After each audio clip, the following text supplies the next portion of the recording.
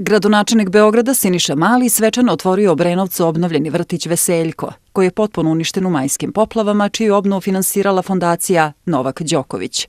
Vrtić su sa gradonačelnikom Beograda otvorili predstavnici fondacije, koja je u rekonstrukciju uložila 76 miliona dinara.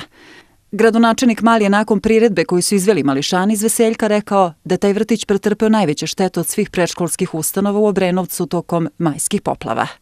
Malo je duže trajala obnova ovog objekta s obzirom na stepen oštećenja, ali mislim da smo mi kao roditelji i kao odrasli uradili svoj domaći zadatak.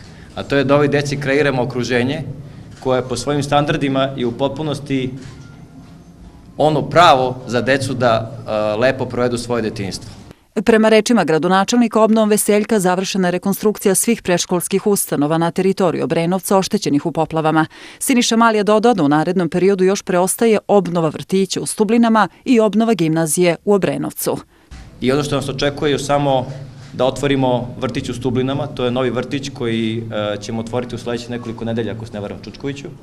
I ono što nas očekuje takođe je i obnova gimnazije, ali za to treba nešto više vremena s obzirom na stepen oštećenja. Svečanom događaju prisustvovali su i predstavnici Ministarstva prosvete, nauke i tehnološkog razvoja u vladi Republike Srbije, UNICEF-a i opštine Obrenovac.